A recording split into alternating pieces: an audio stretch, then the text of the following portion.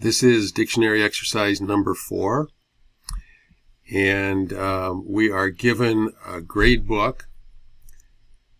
This one's a little more complicated than the other ones we've done. The grade book is a dictionary, and you can tell that reading the code here because we've got the curly braces around it instead of square brackets.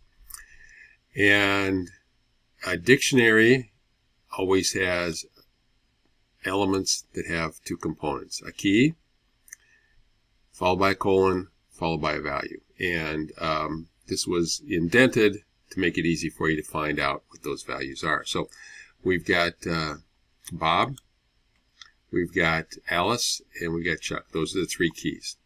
And then following the colon is the value for that particular key. And each one of these values is also a dictionary. So we've got like a dictionary inside of a dictionary. Here's what we have. So if I were to do something like this, let's just do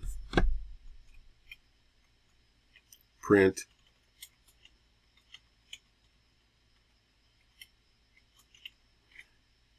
okay, that means go to the gradebook dictionary, find item Bob, and print out its value. And its value is this.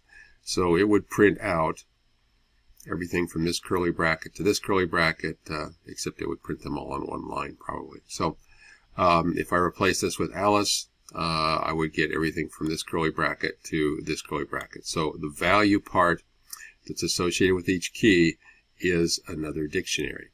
And as long as you keep that in mind, you should be fine when you're writing your code. So I'm going to get rid of this now.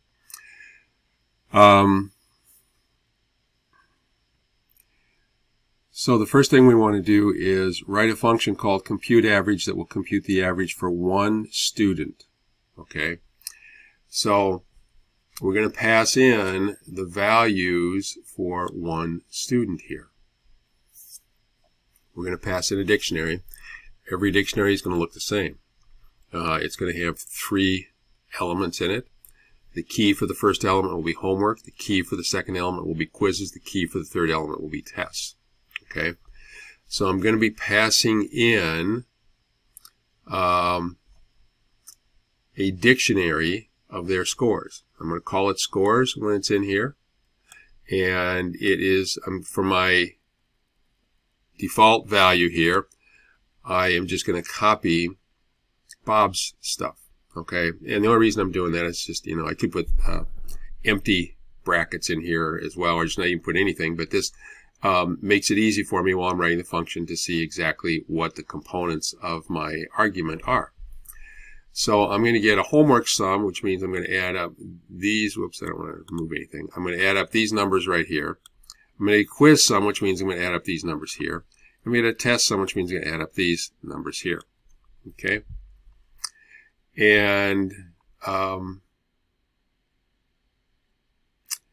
actually, I called that sum. I probably shouldn't have called those sum. That's not a very good name. I should have called them averages. Okay, so I'm calling an average function that we wrote earlier. If I go back up to the top of my document here and do a find and look for average,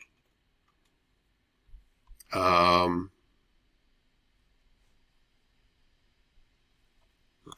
So there it is. I pass in a list. It returns the average of the items on the list. Okay, so now I got to scroll down quite a ways here to get back to where I was before on dictionary exercise number 4. Okay, so I can use a function I've already written, and I'm going to pass in. It's expecting one list to be passed in. Okay, well, if the name of my dictionary is scores, and this is my first key, and this is the value for that key, that's a list. So if I pass in scores sub homework, then I am passing in this list right here. Okay. If I call average and I pass in scores, which is the name of my dictionary, and the subscript is quizzes, and I'm saying pass in this item, which is a list. And likewise on the last one, if I do tests, average or scores sub tests, I'm going to pass in this list and it will return the average. Okay. And actually, I don't really like my poor choice of variables here. I'm going to change this to average. So I'm getting the average of these numbers. I'm going to be getting a number between 0 and 100.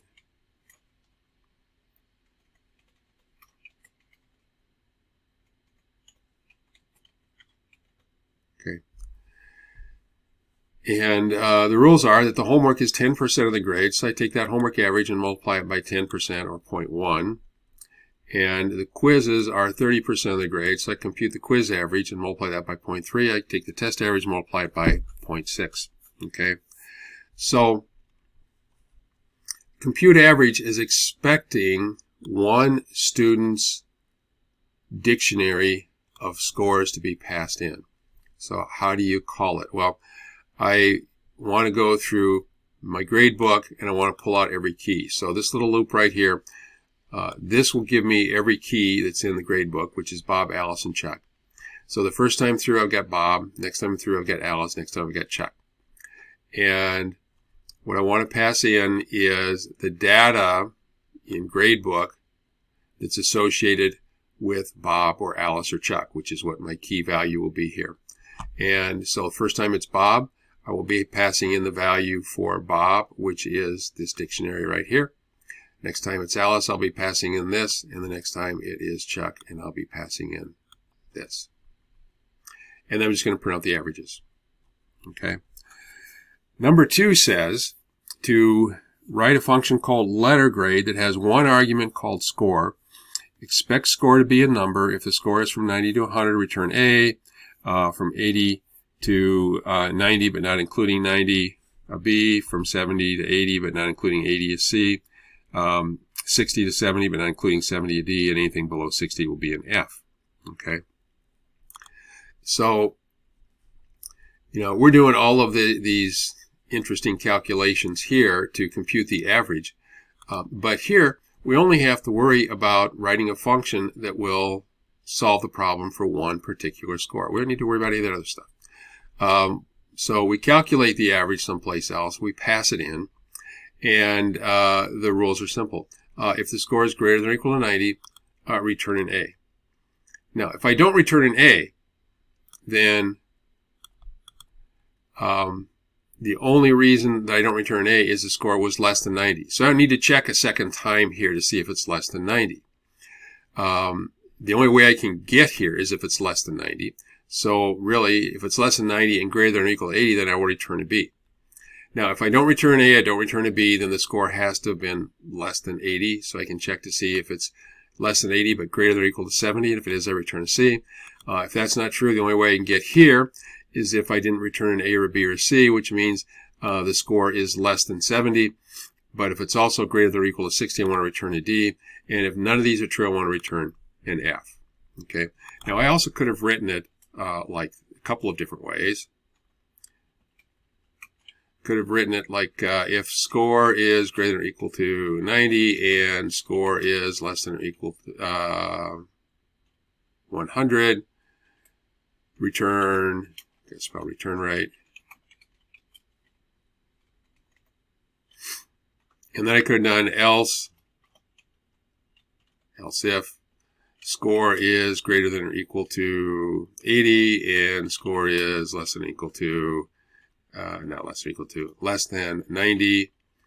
Then I want to return a B. Else if score is greater or equal to 70 and score is less than 80. Return, can't spell return.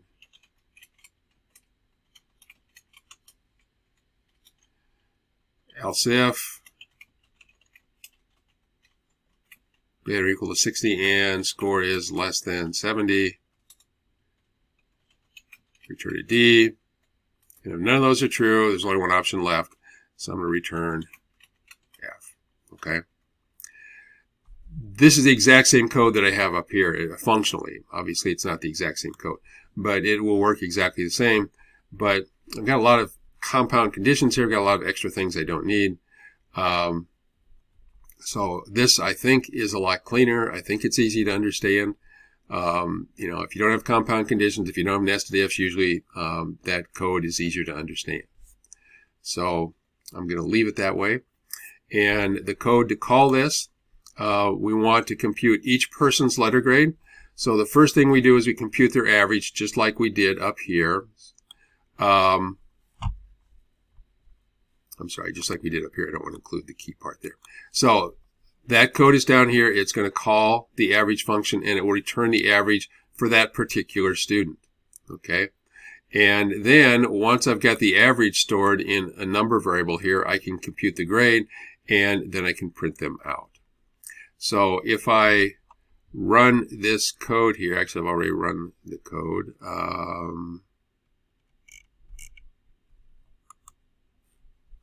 No, I have not. Let's